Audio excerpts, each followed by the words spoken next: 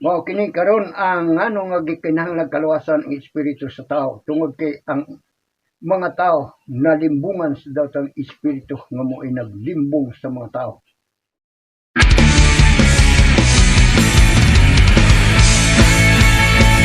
Suratan may tungod sa kaluwasan sa espiritu. Sa Efeso 2 bersikulo 2, nga niini nagagawi kamo kaniadto uyon sa paagi niining kalibutana. Uyon sa magbubuot sa kagamhanan sa kamingan sa espiritu dautan. Nga karon mo ang naglihok diya sa mga taong masikilon. Kini ang basa Efeso 2 bersikulo 2. Ug sila taliwala kitang tanan nagkinabuhi kaniadto diha sa mga panghibog sa atong unod nga mga matinumanon sa mga pangandoy sa lawas ug sa hunahuna ug busa sa kinaiya mga taong gikalighutan sa Dios sama sa ubang mga tao. Praise the Lord. Salamat Ginoong Hesus imong bulaan mga pulong. Salamat sa bulaan ng Espiritu Santo nagadihog kanako sa kaalam kibalo gahom sa bulaan ng Espiritu Santo sa pagwali. Imong bulaang pulong uban sa pakig-away sa mga datang espiritu nagmando sa mga taong masipilo na ining kalibutan ang mga espiritu dautan nga nanas dapit sa kaminan. Inagis gahom sa bulaan ng Espiritu Santo na Ginoong Hesus mga sunog kamo aron ang mga tao mahibalik diya sa kagamhanan sa Dios. Mao kini karon ang ano nga gikinahanglan kaluwasan ang espiritu sa tao tungod kay ang mga tao nalimbungan sa datang espiritu nga mo'y naglimbong sa mga tao. Mao kana si Satanas naglimbong sa mga tao, espiritu sa mga tao. Nasakop sa sukad na kasala si iba ang mga tao nasakop na sa kagamhanan sa yawa buhat 26:18.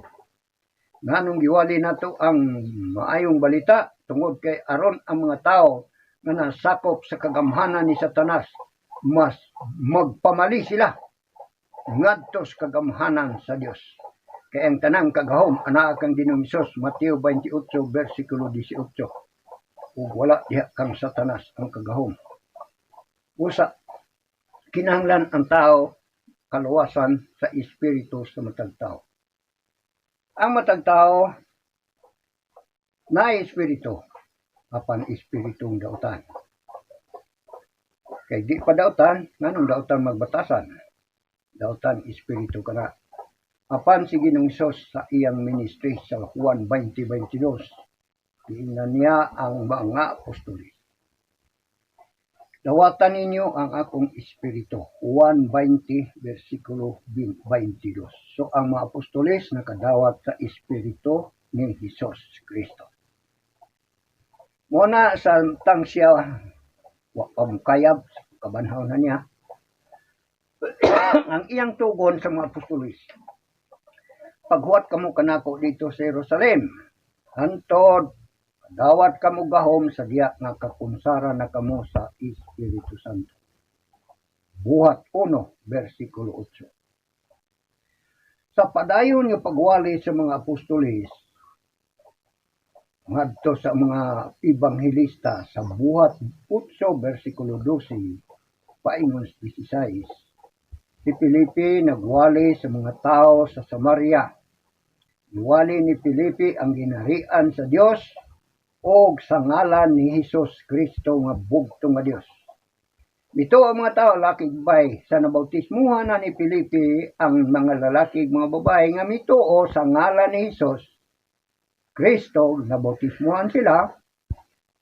Gipaadto usab sa mga kaigsuunan ang duha ka apostoles dito sa Samaria, si Apostol Juan ug si Apostol Pedro, aron magampo sila nga ang nabakadawat sa bautismo sa ngalan ni Hesus Kristo makadawat og Espiritu Santo ug natuman gyud kay silang tanan nakadawat sa Espiritu Santo.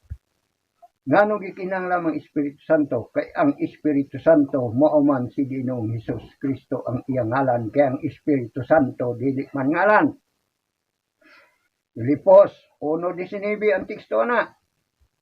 Espiritu ni Hesus Kristo. 1 Pedro 1:11, Espiritu ni Hesus Kristo. So ang ngalan sa Espiritu Santo, Hesus Kristo.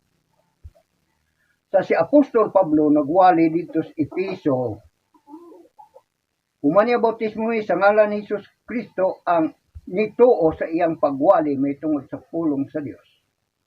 Yan bautismo niya, humag bautismo sa ngalan ni Jesus Kristo ang mga nituo, nagampo sila og iyang gipandungan ang mga bag-ong nabautismuhan sa ngalan ni Jesus Kristo og nakadawat sila og Espiritu Santo og napuno sila sa Espiritu Santo. Ug ang uban nagpanulti og mga dila. Tawag sa English og anuntang. Ang uban po nagpropesiya mo na ilhanan nga napuno sila sa Espiritu Santo ni Jesus Kristo. Busa, ang pahimangno ni Apostol Pablo sa Roma 8:9 ang wala makadawat sa Espiritu ni Kristo Jesus, dili iya ni Kristo. Isa may tag-iya, si Antikristo. Mo kana karon daghang tawo mga ang nagmandong nga espiritu Antikristo kanuan supak sa katudloanan ni Jesus Kristo. Ang ngalan sa Espiritu Santo, Jesus Kristo. Busa kinahanglan kung tinuod ka nga muangay o mugusto nga maluwas mo ang imong espiritu, nga makadawat ka sa Espiritu ni Kristo. Kaya ang Espiritu nato o ang Espiritu Santo, ang Espiritu Santo may makitsabot sa atong Espiritu. Roma 8, versikulo 16. So, andyan ang atong Espiritu kay sa gahom sa balaang Espiritu Santo ni Jesus Kristo.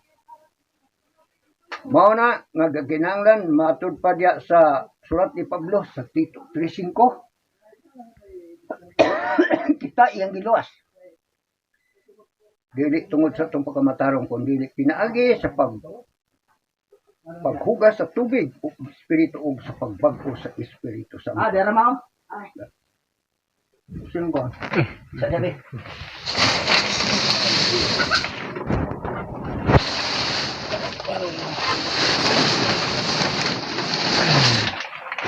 Na ang naadya sa Tito bisag ato pang basahon ni adi di puros ni bersikulo atong ginganlan walay komentaryo ani kita iyang giluwas dili tungod sa mga binuhatan nga nahimo nato sa atong pagkamatarong kun dili tungod sa iyang kaluoy kinaagi sa paghugas pagkatao pag-usab ug sa pagbag-o diya sa Espiritu Santo.